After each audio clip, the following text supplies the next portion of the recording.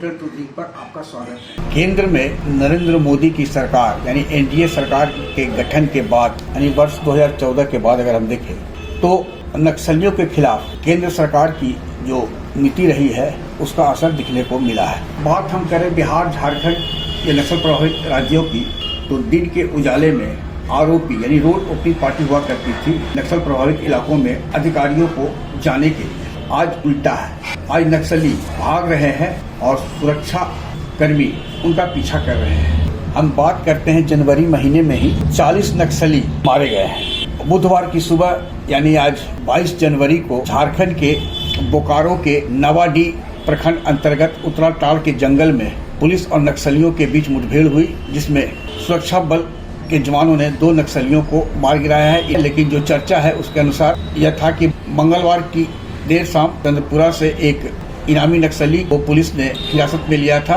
और उससे मिली इनपुट के आधार पर पुलिस जंगल में गई थी जहां मुठभेड़ हुआ है और पुलिस को एक AK-47 राइफल और इंसास राइफल मिली है।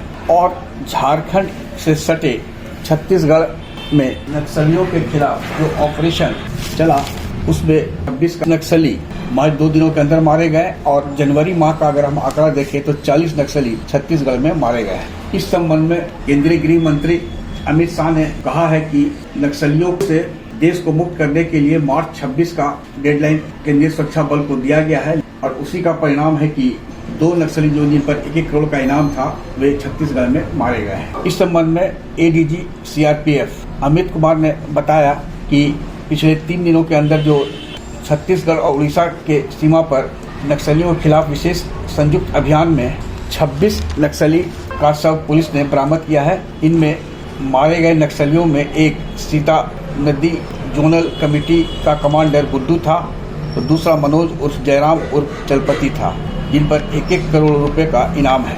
ADG अमित कुमार ने बताया कि केंद्रीय कमेटी का सदस्य जयराम उर्फ चलपति लंबे समय से बस्तर के बिहड़ में अपने साथियों के साथ नक्सली मूवमेंट को अंजाम दे रहा था और कई वारदातों में शामिल था।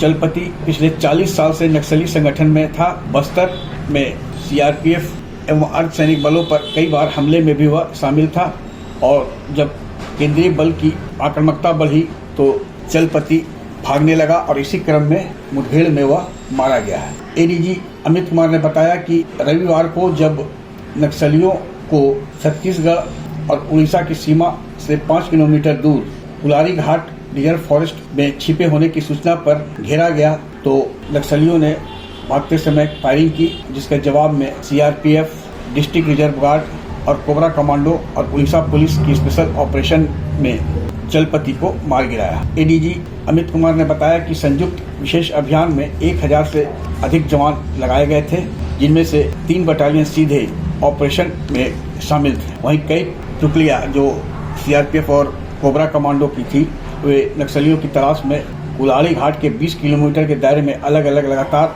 जंगल में नक्सलियों का पीछा कर रहे थे और नक्सली भाग रहे थे। ADG अमित कुमार ने बताया कि नक्सलियों के खिलाफ जनवरी माह में जो ऑपरेशन चलाया गया है उसमें 40 नक्सली मारे गए हैं।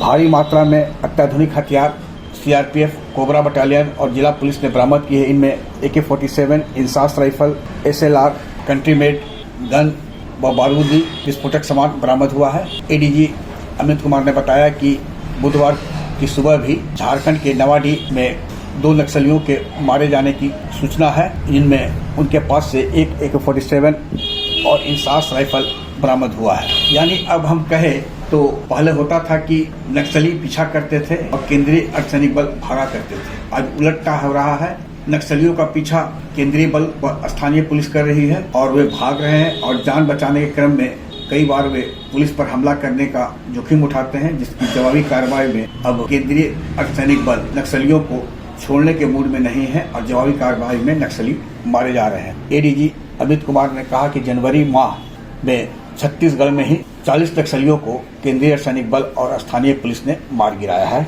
आग्रह है कि इस वीडियो के लिंक को लाइक, शेयर, सब्सक्राइब अवश्य करें। धन्यवाद, नमस्कार।